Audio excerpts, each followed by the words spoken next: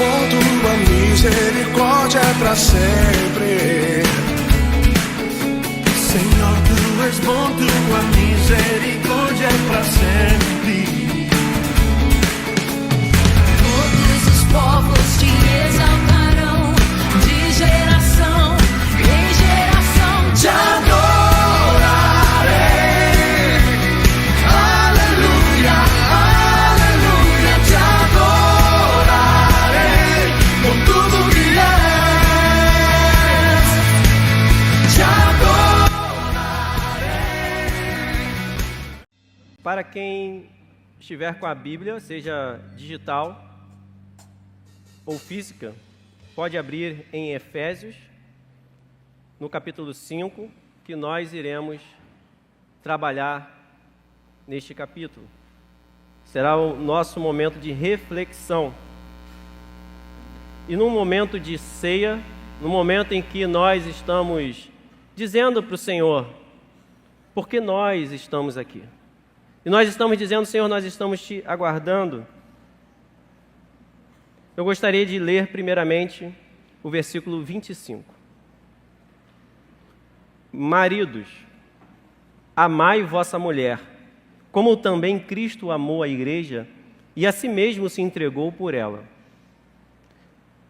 A expressão se entregou me lembra sacrifício, o sacrifício que Cristo fez. Mas, para eu poder sacrificar algo, eu preciso ter. E a sociedade atual me chama a atenção como que a vida está confusa e como que é uma realidade crescente na sociedade essa confusão. Uma confusão existencial e relacional, que é um tema relevante para nós atualmente.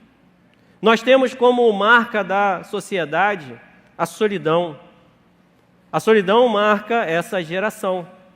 E a solidão, ainda que às vezes acompanhado, a solidão tem se espalhado de forma preocupante, às vezes com sentimentos, afetando indivíduos de todas as idades. Casamento e a família estão sob ataque na sociedade. O casamento tem sido diretamente afetado e isso reflete na estrutura da sociedade. O casamento, na sua granularidade menor, é a estrutura familiar e também reflete no bem-estar coletivo. Animais de estimação estão ocupando espaços de seres humanos, às vezes até árvores também. Muitos lares passaram a substituir e exagerar o papel dos animais que pode ter naquela família. Animais têm sido tratados com mais cuidado do que pessoas. E não estou dizendo com isso que o animal tem que ser maltratado. As pessoas às vezes fazem o contrário. Mas eu estou dizendo unicamente que o animal tem sido tratado com maior cuidado até do que pessoas. Tornam-se únicos companheiros, os únicos companheiros que às vezes algumas pessoas têm. Em alguns casos são tratados como filhos e como crianças. E nós temos visto isso. E o que é que tem acontecido? É um absurdo, mas tem se normalizado. A minha fala pode até soar como agressiva nos dias atuais, porque nós normalizamos o absurdo. O tempo tem passado e as anomalias vão sendo aceitas como normais e afetando toda a sociedade. A loucura e a insensatez estão tomando lugar da racionalidade. Pensar de forma crítica é motivo de julgamento. E nas redes sociais, aquele que está nos acompanhando também, é o chamado cancelamento digital. Estão sendo cancelados. Eu não posso mais raciocinar e trazer um pensamento sobre o que está acontecendo, porque eu serei julgado. E nesta semana, da semana passada para esta, nós tivemos então mais um caso que repercutiu na internet, nas redes sociais, nos jornais, que é o caso do bebê reborn. É um exemplo recente, onde tem uma disputa judicial envolvendo uma boneca com um certo apego emocional, mas ao mesmo tempo nós sabemos que tem a presença de monetização, dinheiro por trás de redes sociais da própria boneca. Mas interesses financeiros que nós vemos também. Então mostra um retrato de uma sociedade que aonde se houver lucro, há apoio e há interesse. Se houver lucro, há interesse, mas ao mesmo tempo tem pessoas que estão afetivamente ligadas a isso, porque se uma rede social de uma boneca gera lucro, mostrando o dia a dia, já tem até parto do bebê reborn. E as pessoas pagam para isso, filmagem. E nós estamos normalizando mais ainda, porque agora tem um certo susto, mas vai se normalizando porque os animais se normalizaram sendo tratados como crianças. E não que uma pessoa não possa gostar do seu animal, mas ele tem um devido lugar na família. Impactos também dentro da igreja, impactos também no casamento e os votos que são feitos diante de Deus. O divórcio tem sido normalizado. O casamento tem sido banalizado e divórcios por motivos mais banais. Os votos matrimoniais diante de Deus estão sendo esquecidos. Impactos na igreja.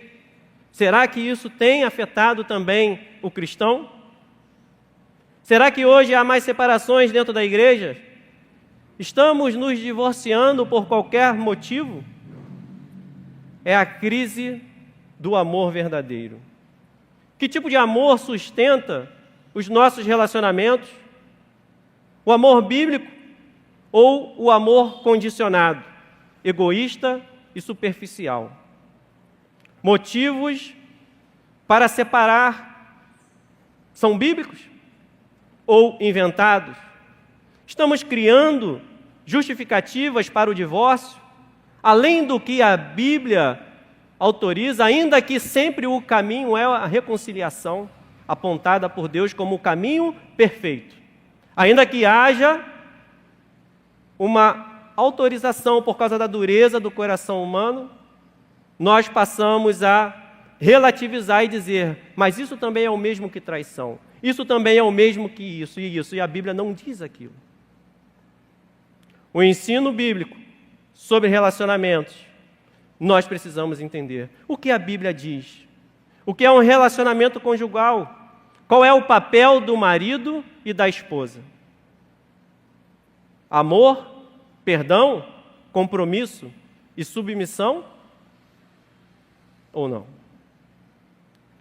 Vamos ler a partir do versículo 22 de Efésios 5. As mulheres sejam submissas ao seu próprio marido, como ao Senhor. Porque o marido é o cabeça da mulher, como também Cristo é o cabeça da igreja, sendo este mesmo o Salvador do corpo. Como, porém, a igreja está sujeita a Cristo, assim também as mulheres sejam em tudo submissas ao seu marido. Maridos, amai vossa mulher, como também Cristo amou a igreja, e a si mesmo se entregou por ela. Até aqui. Senhor, nós te damos graças, ó Deus, por essa noite, e peço a Ti, ó Deus, que o Senhor fale conosco. Fale, ó Deus, com a Tua igreja, liberando a Tua palavra. Fale, ó Deus, com aquele que está perdido e afastado, Senhor, trazendo para o caminho, Deus. Fazendo, ó Deus, com que reconheça a Tua voz.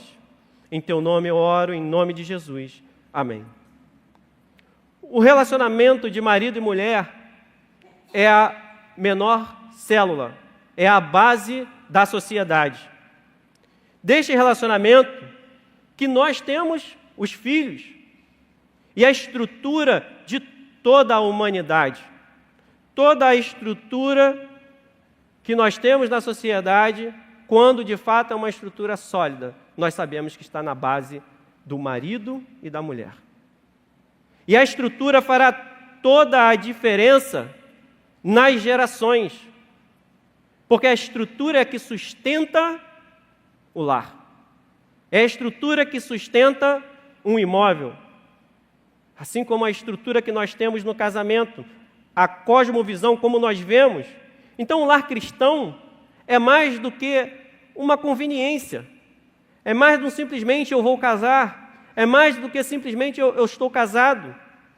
Mas é o reflexo visível e é a maneira mais próxima, ainda que imperfeita, de nós podermos ver o relacionamento de Cristo e a igreja. Não tem forma mais sublime de poder retratar o relacionamento de Cristo com a igreja, ainda que não tenha toda a perfeição. Você pode dar todos os exemplos, mas nenhum fica tão próximo como este que Paulo usou. Paulo não apenas trata da relação entre marido e mulher, mas fundamenta essa relação em uma realidade espiritual, que é uma realidade baseada na palavra de Deus e assim no Evangelho. Deus nos chama a construir lares aonde o amor de Cristo e a submissão voluntária da igreja estejam espelhadas no relacionamento conjugal.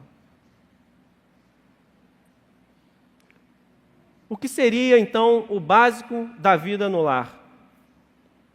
Antes dos filhos, de qualquer animal que você possa ter em casa, pet é mais bonito, né? Hoje em dia se fala pet, de qualquer dos seus pets, ou da rotina da sua casa, tudo o que você pode imaginar que tem dentro de um lar. Quando você imagina seu lar, talvez por ausência, talvez por nunca ter visto, mas o essencial é o relacionamento entre marido e mulher. É o ponto mais básico. O relacionamento entre marido e mulher é a base do lar. A saúde do lar depende da saúde deste relacionamento. Quando o vínculo conjugal enfraquece, todo o restante é abalado. Às vezes, eu ouço pessoas que falam, eu vou ter um filho para melhorar o relacionamento. É como você comparar maçã com banana. São frutas diferentes. Não são iguais. Os filhos são bons, mas não para restaurar relacionamento. Porque o seu relacionamento, o relacionamento em marido e mulher, é único. E ele deve ser visto dessa forma. Quando esse vínculo, então, enfraquece, tudo fica abalado. E ao marido é dada uma missão clara e profunda. Amai vossa esposa como Cristo amou a igreja. E é dada como uma ordem, não é um sentimento, é uma missão. Requer entrega, sacrifício e paciência. Sabendo disso, vamos meditar um pouco nesses versículos, iniciando do 22, para podermos perguntar a Deus, Senhor, o que o Senhor tem para a minha vida? O que eu preciso entender de um relacionamento? A primeira coisa que eu quero enfatizar aqui é que este texto bíblico não fala de direitos. E nós estamos acostumados a saber os nossos e querer os nossos direitos. Não é assim? Nós não reivindicamos os nossos direitos e nós levamos isso para o casamento?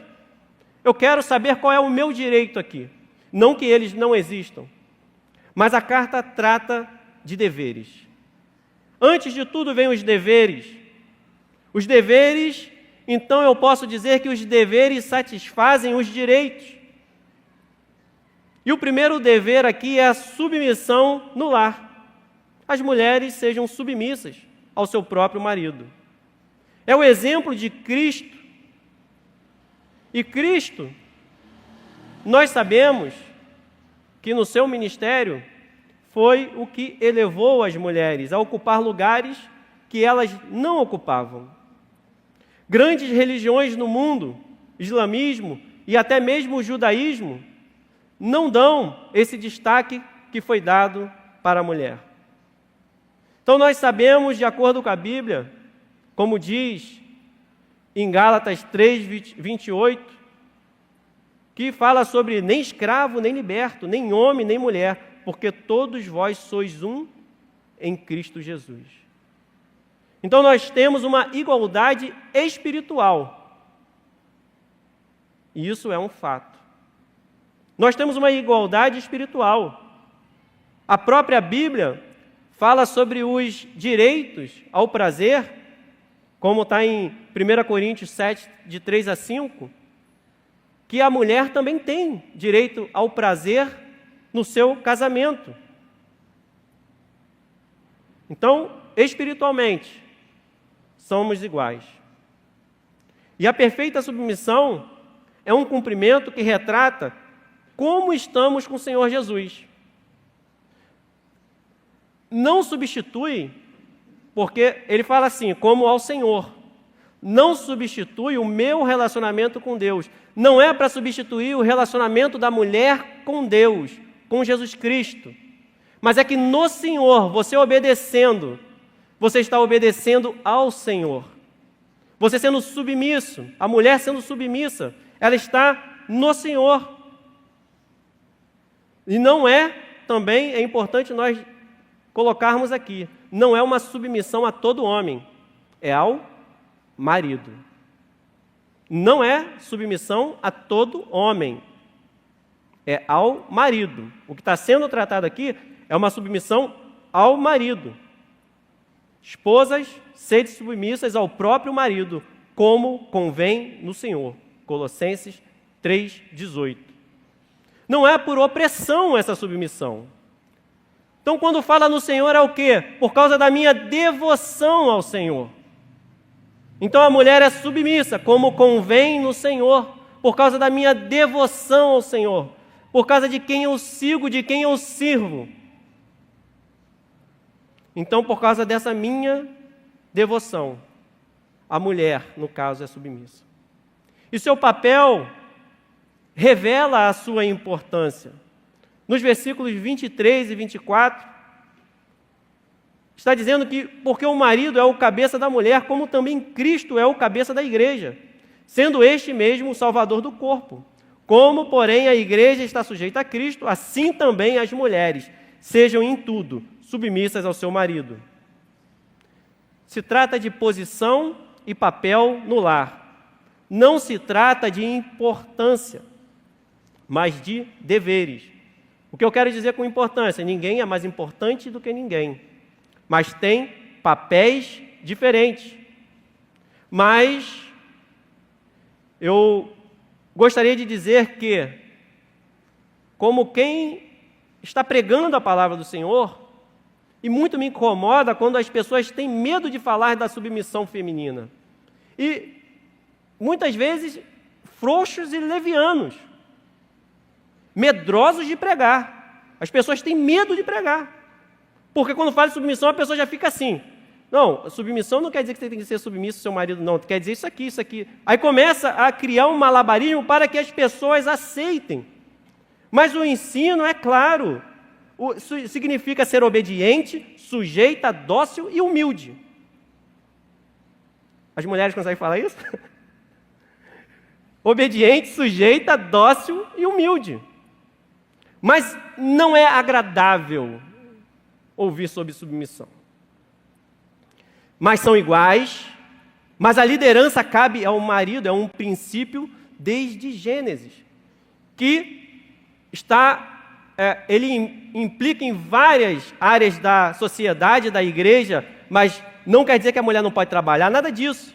Mas eu quero dizer da liderança que tem espiritual e tudo mais. E é por isso que nós vemos o feminismo crescendo, as pessoas ficam com medo de falar sobre isso. Por causa de abusos que aconteceram, sim, existem abusos.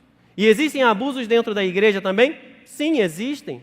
Mas O que nós devemos buscar em frente aos abusos não é a nossa reação, mas a busca pela verdade bíblica. E durante anos, por exemplo, não se tinha história de consagração de pastoras ao ministério. E tudo tem a ver com isso, com essa distorção do papel de cada um. Porque é um papel que você tem desde o princípio. Porque o homem não foi tirado da costela da mulher, mas a mulher foi retirada da costela de Adão. E tem um papel que é desde o princípio. São iguais na espiritualidade, na devoção a Deus, porém a liderança cabe ao marido. E o que isso traz? E eu posso te dizer o que acontece e vocês vão reparar no lar aonde isso não está acontecendo. Isso traz ordem e unidade. Eu duvido que um lar que infrinja isso aqui tenha ordem e unidade. Reparem, e isso vai ser em qualquer lugar. Se não tiver, não terá ordem e unidade. Você está sofrendo com falta de unidade, nós estamos sofrendo com falta de unidade nos nossos lares, é porque isso aqui está sendo infringido. Essa autoridade, ela deve ser aceita. Só que tudo isso gira em torno do nosso relacionamento com Cristo. Quanto mais nós andamos com Deus, mais nós entenderemos o nosso papel. Quando tudo está errado ao nosso redor, fica difícil nós compreendermos a submissão. Nós passamos a não entender ou não queremos. Por exemplo, será que a igreja tem se sujeitado à cabeça que é Cristo? Nem sempre. É o reflexo. E quando atropelamos isso na igreja, todas as áreas, todas as unidades, todas as células que existem na sociedade irão sofrer, e principalmente quando nós falamos de igreja. Muitas vezes nós fazemos na igreja a nossa vontade, nós não somos submissos ao cabeça, que é Cristo. Porque não existe outro cabeça na igreja a não ser Cristo. Não existe homem que possa assumir esse papel. Nem papa, nem pastor, nem nada parecido. Nem as invencionices que nós temos por aí. Nada pode substituir. Então, quando nós vemos tudo perdido, nós vemos líderes que se sujeitam mais ao mundo, a prazeres e a sofismas. O que é um sofisma? É muito difícil, é uma mentira disfarçada de verdade. E aí cai nela, mas fala assim, porque está me agradando. Então, nós precisamos entender que é impossível haver sujeição sem intimidade. A sujeição tem a ver com intimidade. Se nós não temos intimidade com Cristo, como igreja primeiramente, a igreja tem que ter intimidade com Cristo. Se nós não temos intimidade em casa com Cristo, nós não entenderemos a sujeição. Não podemos ser cheios da nossa verdade, falando assim, vai ser como eu quero e quando eu quiser. Eu digo o que eu quero para a minha vida. Quando nós nos sentimos agredidos pelo que Cristo pede, o que Cristo tem pedido à igreja? Será que eu posso ler estes versículos? Isso falhará na minha identidade. E nós precisamos, primeiramente, resgatar a nossa identidade com Cristo. A identidade que Ele nos deu. Existe um versículo que talvez, para quem está tendo dificuldade de entender, por causa que a vontade de ser o cabeça é muito grande, só que só traz transtorno para a mulher, doenças, peso, fardo, porque a submissão exige do homem responsabilidade.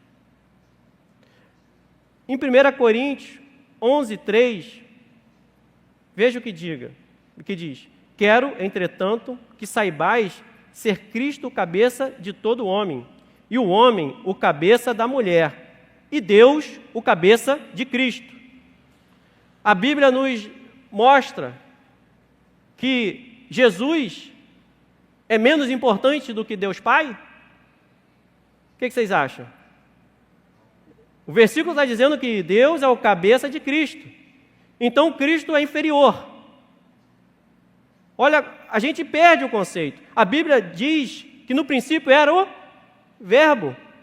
E quem era esse Verbo? Que estava com quem? E esse Verbo era quem? Deus. Era Cristo. O princípio era o Verbo. O Verbo estava com ele, Deus. É o próprio Deus. No princípio era o Verbo e o Verbo estava com Deus e o Verbo era Deus. A Bíblia nos aponta para dizer que ele é com essência divina, como diz em Filipenses 2, 5 a 6. Ele estava com Deus e era Deus, Colossenses 2, 9. Então não é importância, são papéis. E Cristo consegue ficar no papel dele sabendo quem ele é, porque ele tem uma identidade. A identidade de Cristo não está danificada como a nossa. E para nós podermos ter plenitude no nosso conhecimento, para que nós possamos ter certeza, firmeza, nós precisamos saber quem nós somos. E a nossa identidade não pode ser a identidade sem Cristo. Nós precisamos confiar no que Deus diz. Uma identidade segura, confiando no plano de Deus para nos trazer paz interior, um espírito manso e tranquilo. Agora, depois de nós aplicarmos um pouco sobre a submissão, os deveres não param aí do lar. Nós estamos na menor célula, que é marido e mulher. No versículo 25, na primeira parte, diz que, maridos, amai vossa mulher, como também Cristo amou a igreja. O amor que suporta o lar.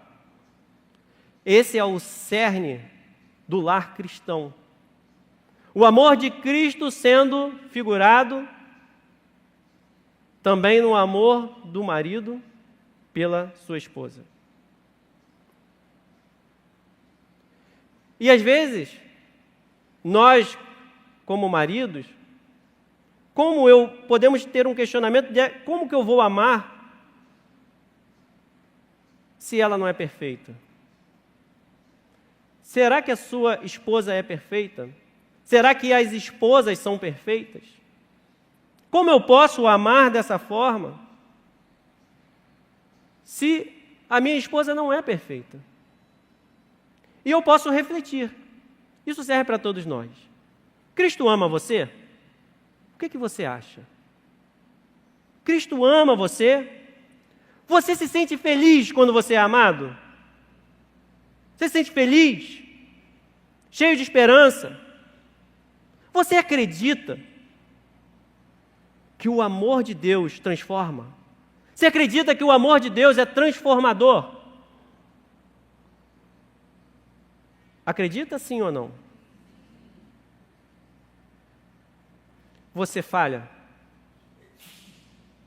Quem falha aqui? Você já errou? Pisou na bola? Vacilou com o Senhor? Você já pisou na bola com Deus? Você já errou com o Senhor? Será que a igreja é perfeita? A igreja é perfeita no coletivo? Quantas vezes a igreja tem se desviado e se desviou? Andando às vezes por séculos, por décadas. Se desvia. O povo de Deus quantas vezes se desviou, relatado na Bíblia? A igreja às vezes fica por tempos e tempos distante do Senhor, até que o Senhor venha ao seu resgate e restabeleça princípios e promova um avivamento na igreja. Reparem que não depende da igreja o avivamento, depende de Deus intervir no ser humano. Depende no homem, no ser humano, aceitar a palavra dele, de Deus. O ser humano recebe a palavra, Deus intervém. Ele restabelece princípios. Será que você já esteve? Será que você está frio?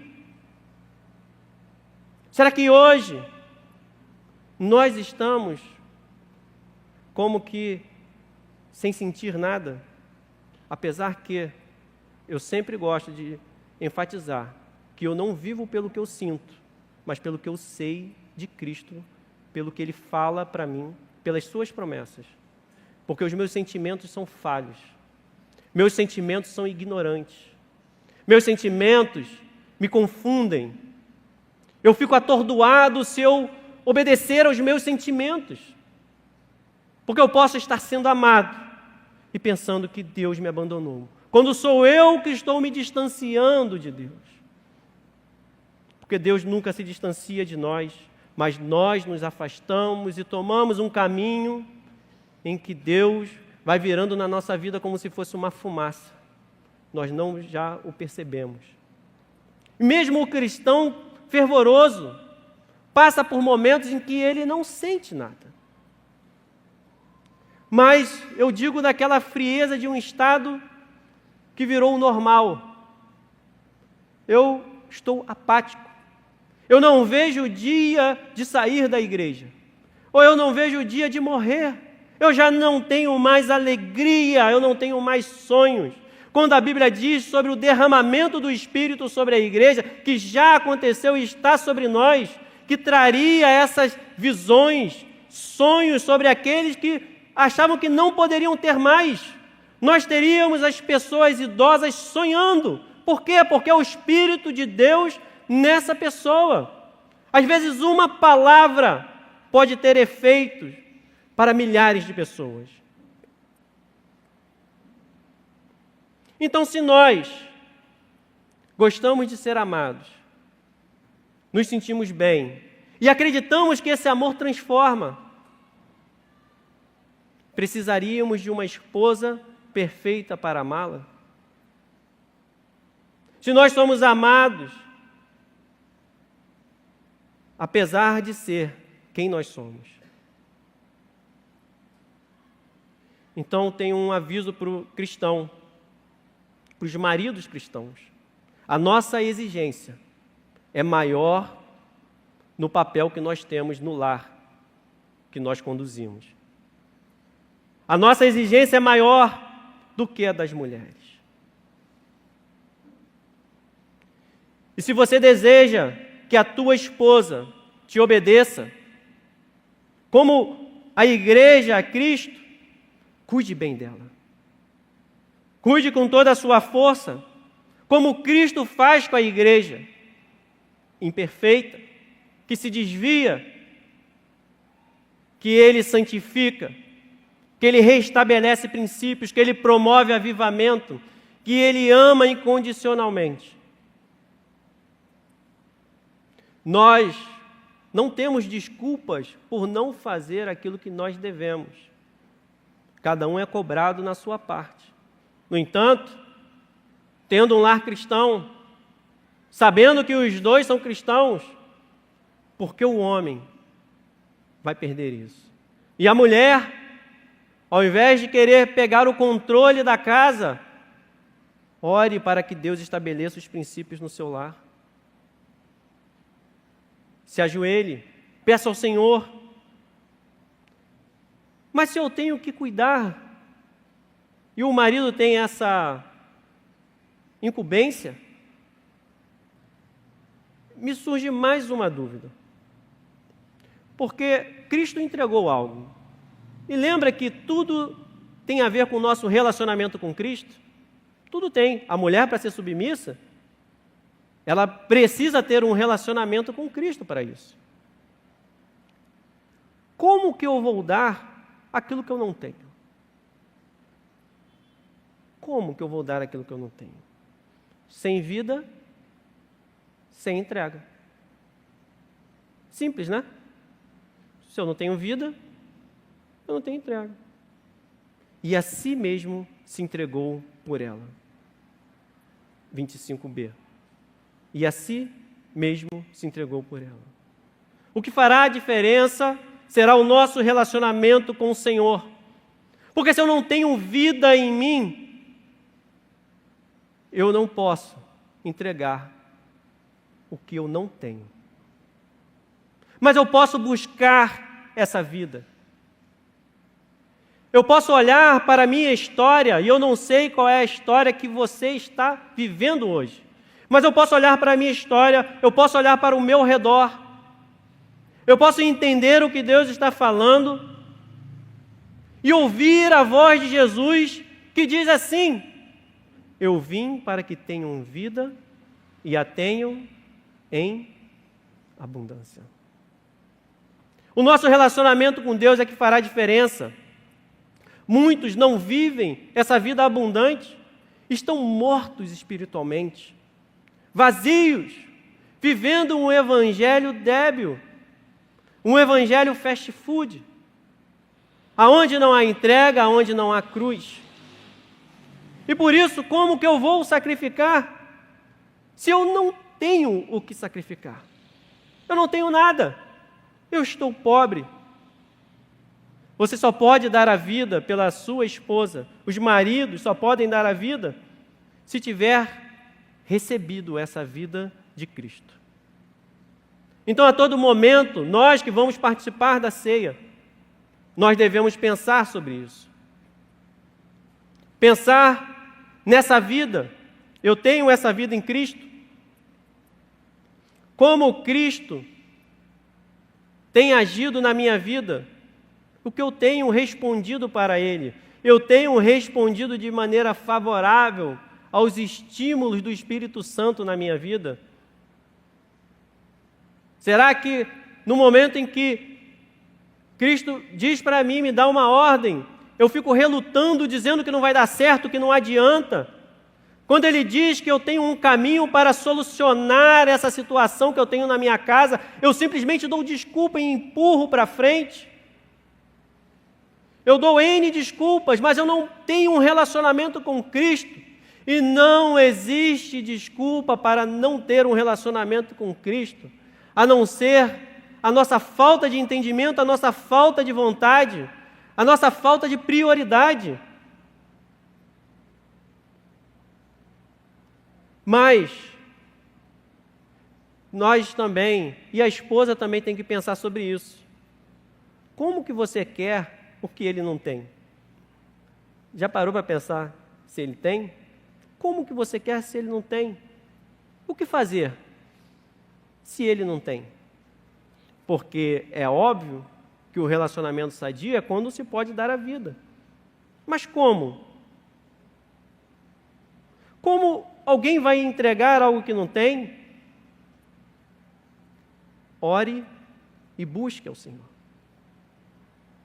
Não adianta nós ficarmos lutando com as nossas ferramentas carnais somente. Não digo que nós não temos que resolver algumas situações em casa, mas nós precisamos, primeiramente, antes de tudo, orar e buscar ao Senhor. O que eu estou querendo? Eu estou querendo que esse esposo seja conforme a Bíblia está dizendo. Vou buscar. E para o homem que não tem vida, porque nós vamos perdendo a nossa vida, ele precisa identificar os seus relacionamentos, com quem ele tem se relacionado, com quem ele tem andado. Como eu irei sacrificar se o que eu tenho cultivado é morte? Eu não tenho e cultivo morte, eu vou colher morte. Para eu colher vida, eu tenho que plantar vida. Eu tenho que mudar o meu rumo. Se em mim só tem trevas, então eu terei morte para entregar. Quem tem trevas só tem morte para entregar. Na vida haverá sempre dois tipos de caminhos e dois tipos de pastores, que é o ladrão e aquele que dá a vida pelas ovelhas.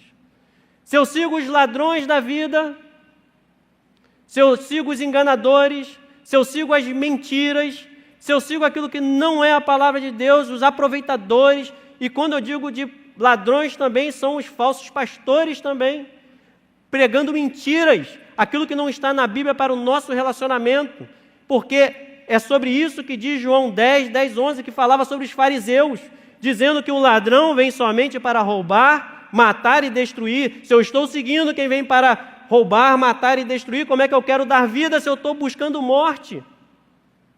O homem não terá vida. E isso se expande para todos os relacionamentos que o homem busca.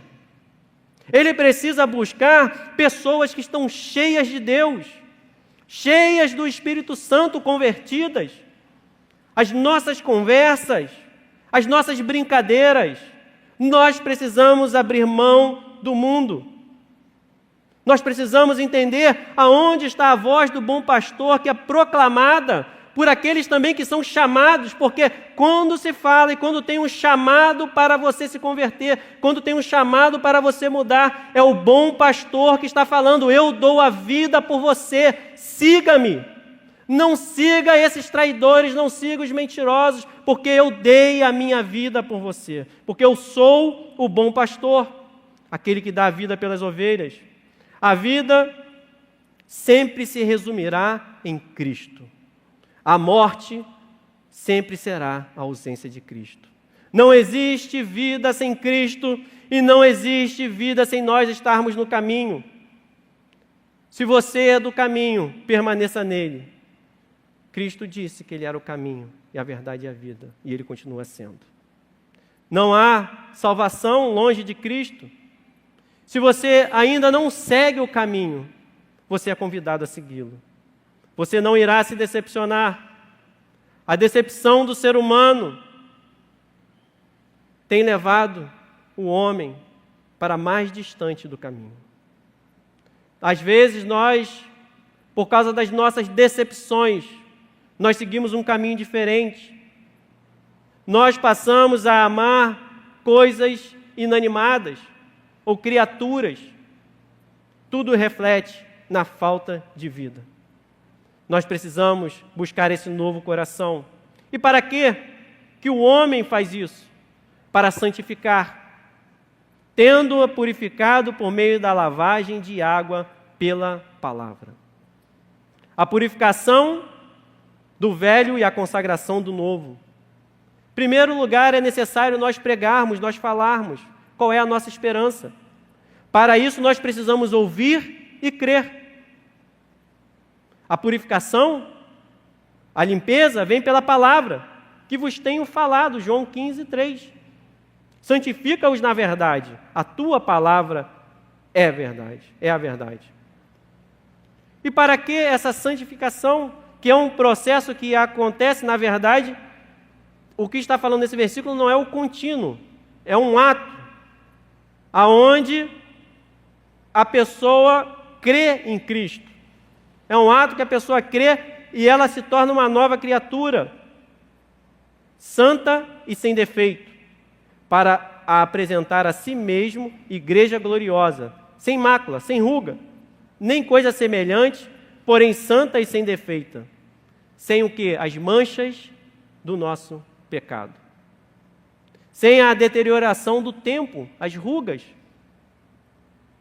E o tempo pode surgir, com esse tempo, muitas coisas que fazem com que nós estejamos com rugas, afastando-nos. Mas nós precisamos nos renovar. Cristo renova as nossas forças. Cristo renova o nosso entendimento e fortalece a sua vida. Lembra-te, pois, de onde caíste, arrepende-te e volta à prática das primeiras obras. Um amor que torna a esposa ainda mais bela. Estamos, às vezes, olhando, muitos maridos, a esposa ficando acabada e é você que está acabando com a mulher. Está deteriorando a mulher. Assim também, os maridos devem amar a sua mulher como ao próprio corpo. Quem ama a esposa, a si mesmo se ama, Porque ninguém jamais odiou a própria carne, antes a alimenta e dela cuida, como também Cristo o faz com a igreja, porque somos membros do seu corpo. O amor, ele não ama apenas pela beleza, mas ele tem prazer em torná-la ainda mais bela, assim como Cristo tem procurado fazer com a igreja. Cristo tem procurado tornar a igreja cada vez mais bela. E nós precisamos ter esse mesmo amor. Será que nós temos tornado a nossa esposa mais bela? E nós, como pastores, temos tornado a igreja mais bela? Com todo o conhecimento e profundidade de Cristo, para poder ser orientado no casamento com a palavra de Cristo, para podermos falar e enfrentar o maligno com a palavra de Deus, com a Bíblia, com a pregação do Evangelho, e com confiança, sabendo que através dessa confiança na palavra, através da oração, terá muito em seus efeitos, porque nós cremos na palavra de Deus. Cristo, Ele olha para a igreja, como que eu vou amar essa mulher? Ele, quando olha para a igreja, ele vê a igreja com todas as suas fraquezas e as suas falhas. E é o papel do homem, assim como Cristo tem sustentado a igreja e tem conduzido, Cristo vai conduzindo a igreja para o caminho da santidade. Nós temos que olhar com todas as suas fraquezas e falhas. Será que Cristo deixa de amar a igreja? O que vocês acham? Será que Cristo morreu e por causa da falha da igreja, Ele simplesmente não quer mais saber, vou aniquilar a igreja? Sobre esta rocha edificarei a minha igreja. É o próprio Cristo que edifica a sua igreja. Ele edificou e Ele sustenta. Quando nós somos perseguidos, ao pregar o Evangelho, é Cristo que é perseguido. Quando nós, no nosso lar, somos perseguidos, é o maligno tentando destruir o nosso lar, a nossa casa, acabar com aquilo que é o fundamento da criação, a união entre o homem e a mulher. Cristo, apesar de ver a igreja com as suas falhas e fraquezas, ainda assim, Ele a ama. Cristo não desiste da igreja, porque é o seu próprio corpo. Assim, Jesus nos ama. Existe uma íntima relação do crente com Cristo. É uma relação de intimidade. Nós somos parte dele, como ramos da videira. A esposa se torna parte da própria vida do marido. A esposa faz parte da estrutura da vida do homem, da sua construção. E é por isso que o homem deve cuidar e alimentar. E tudo tem a ver com o seu relacionamento com Cristo. Não tem como nós participarmos desse momento da ceia sem esse relacionamento com Cristo. Cristo faz assim conosco. Nós somos membros do próprio Cristo. E Ele nos fez parte da sua vida. Ele fez um amor sacrificial que entrega a si mesmo, que santifica, que cuida e que é constante. Às vezes, para o homem, é difícil abrir mão de um jogo de futebol. E não estou dizendo que não pode fazer nada, mas talvez você precisa refletir se algo está tirando esse seu tempo que você deveria dar para sua esposa. Ajudar nas tarefas de casa, buscar a reconciliação e pedir perdão primeiro, escolher atitudes que abençoam e não as que agradam a si mesmo. Santificar a esposa, ler a Bíblia com ela, explicar a Bíblia, orar, incentivar na caminhada com Deus. estar atento ao ambiente espiritual do lar. O que está entrando na nossa casa? É papel do homem olhar o que está destruindo o lar. Às vezes, a minha esposa não sabe, mas às vezes quando estou de madrugada, eu oro por ela. Imponho as mãos na cabeça dela, oro pela casa, qualquer coisa que está acontecendo ali, porque nós somos falhos. E nós precisamos santificar. E Deus, Jesus fez esse amor com um ato, um sacrifício. Ele se esvaziou da sua glória, serviu, perdoou, morreu e ressuscitou.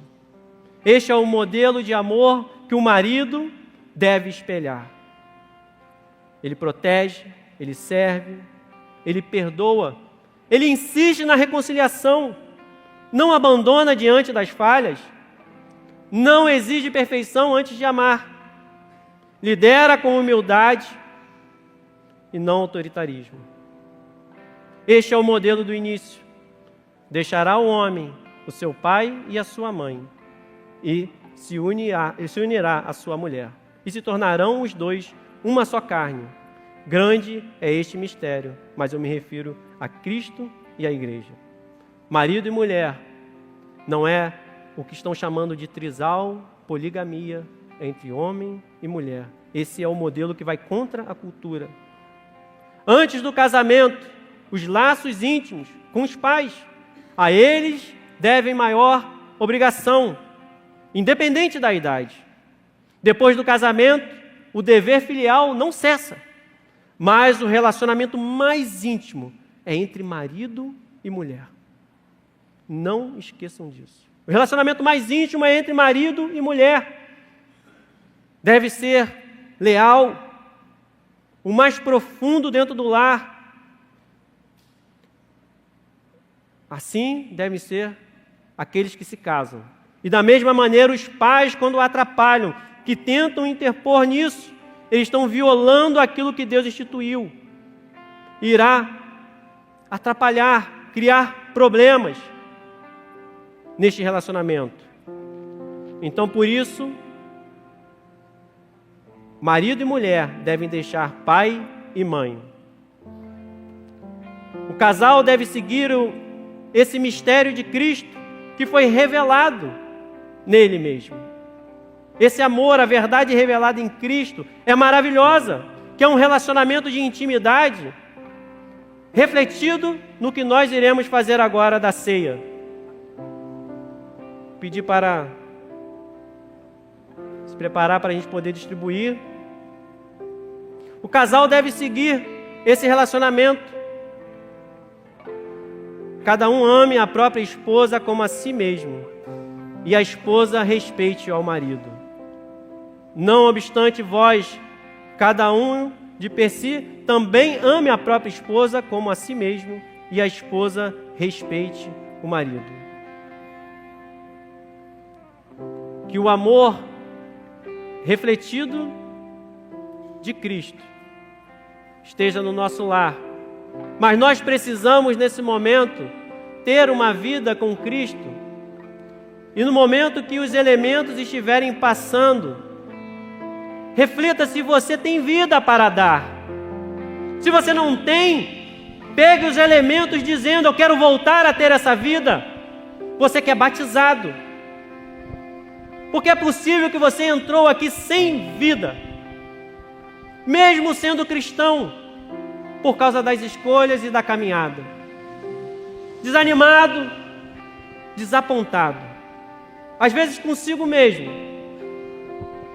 Mas é necessário que nós tenhamos essa reflexão. Vou pedir para distribuir. O nosso lar aponta para a ceia do Senhor. Assim também, os maridos devem amar a sua mulher como ao próprio corpo. Cristo se entregou para santificar a igreja. O marido se entrega pela esposa. A esposa se submete ao marido respeitosamente. A ceia do Senhor nos lembra do corpo entregue e do sangue derramado por amor. Um amor que santifica, um amor que purifica. Vocês foram chamados para serem santos, abastecidos pelo Espírito Santo, cheios do poder de Deus, para profetizar, para poder pregar, para poder derrubar cadeias, para poder dizer: eu e a minha casa serviremos ao Senhor.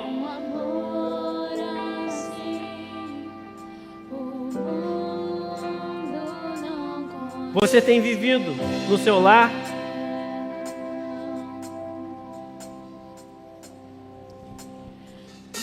Se você tem que pedir perdão, peça perdão. Se você tem que liberar perdão, libere perdão. Se você precisa se render a Cristo como cabeça da igreja, este é o momento.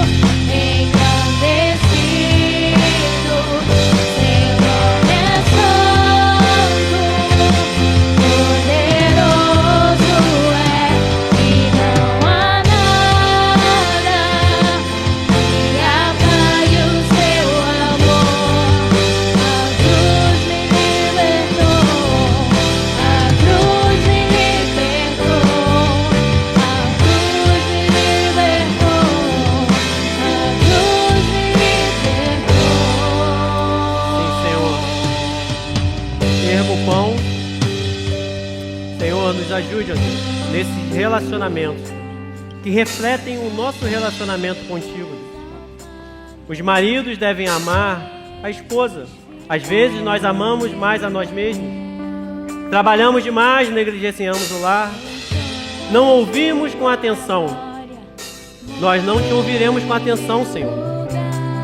Emocionalmente ausente, tratar os outros melhor do que a nossa esposa, não orar com ela, não pedir perdão quando erra, querer ser servido e nunca servir, fazer piadas que diminuem a esposa, ignorar tudo. Senhor, ajuda os lares aqui representados. Dê, ó Deus, a capacidade para que cada um na sua responsabilidade, ó Deus, saiba te buscar, Senhor, e saiba praticar, ó Deus. Que nós possamos, ó Deus, ter esse elo contigo, essa aliança, como o Senhor nos disse, que o Senhor deu o seu corpo por nós e nos pediu, ó Deus, para fazer isso em memória, ó Deus, de Ti, Senhor. E nós queremos fazer isso em memória, dizendo que nós aqui queremos e assumimos toda a nossa responsabilidade. Seja, ó Deus, a responsabilidade do homem, que se deixar ele não vai querer essa responsabilidade. E seja também a responsabilidade, o papel da mulher no lar, Senhor. Seja, Deus, a nossa responsabilidade como cristão, como filhos, como, ó Deus, aqueles que Te servem, Senhor. Nós não queremos participar dessa ceia de qualquer maneira, mas queremos, ó Deus, participar dessa ceia, ó Deus, cheios do Teu Espírito, ó Deus, sabendo que através das nossas mãos nós podemos curar enfermos, expulsar demônios, restaurar lares, ó Deus. Que nós podemos, ó Deus, através da nossa palavra, edificar e não destruir. Mas não adianta só termos palavras bonitas. Nós queremos, ó Deus, ter toda a correção que vem de Ti, que é necessária para nós como igreja, como homens, como mulheres, como filhos, ó Deus. Recusamos, ó Deus, tudo aquilo que é mentira. Tudo aquilo, ó Deus, que veio para roubar, matar e destruir. E tem destruído. Senhor, tem misericórdia de nós, ó Deus, como igreja. Tem misericórdia de nós, ó Deus, como líderes, como pastores, como cristãos, ó Deus, como nós que estamos servindo na Tua casa. Que nós possamos, ó Deus, erguer esse pão e dizer: estamos Te aguardando, Senhor Jesus. Somos a Tua igreja, conte conosco. Somos o Teu exército, Senhor. Somos Teus, ó Deus. Isto é o meu corpo, que é dado por vós. Fazei isto em memória de mim. Que nós, nesse momento, possamos comer todos, proclamando o nome do Senhor com essa atitude. Porque vocês estão esperando o Senhor voltar. Vocês estão esperando o Senhor voltar. Vocês estão esperando e não irão desistir. Vocês vão continuar a esperar e a aguardar. Não importa o tempo, não importa o que passarem. Porque aquele que fez a grande obra e que tem feito essa obra irá concluí-la em nós. Porque Ele é fiel para cumprir tudo aquilo que Ele disse. É o nosso Senhor, é o nosso Salvador e é o nosso Criador. Que nós possamos comer para a honra e glória do Senhor.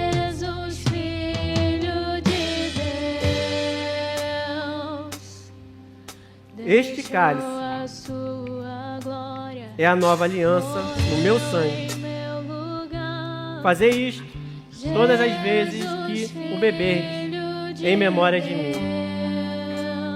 Senhor, encerramos esse momento, Deus, pedindo a Ti, ó Deus, de fato toda a sorte de bênção, porque nós precisamos ser abençoados por Ti, Senhor. Nós precisamos, ó Deus, receber de Ti toda a vida, Senhor, porque nós queremos nos sacrificar, Senhor. Mas para ter como nos sacrificar, nós precisamos ter a Tua vida em nós, Senhor. Nós queremos, ó Deus, nos entregar, mas como ter coragem se não temos a Tua vida plena em nós? Nos ajude, ó Deus, a ter a Tua vida e a tê-la em abundância, para que o nosso sacrifício, ó Deus, seja um sacrifício que Te agrade, para que nós possamos entregar a nossa vida, Senhor. Não importa o que nós venhamos a sofrer, porque nós temos o nosso Redentor. E porque nós olhamos o nosso Redentor e dizemos, porque Ele vive. E é por isso que eu creio no amanhã e eu creio em tudo que o Senhor tem para mim essa semana. Eu creio em tudo que me espera, Senhor, que o Senhor estará comigo. Salva, ó Deus, liberta, ó Deus, estabelece, ó Deus, o Teu Espírito em cada um de nós. Fortalece, ó Deus, traz para cá aquele que está perdido, Deus. Traz a luz, ilumina, ó Deus, salva. Faz, ó Deus, um divisor de águas. Que não tenham pessoas perdidas que entraram aqui. Que não tenham pessoas perdidas que estão assistindo essa live, Senhor. Que o Teu Espírito venha, ó Deus, sopre sobre cada um a Tua vida, Senhor. Sobre nós, ó Deus. Este é o cálice dessa aliança. Que possamos todos beber para a honra e glória do Senhor.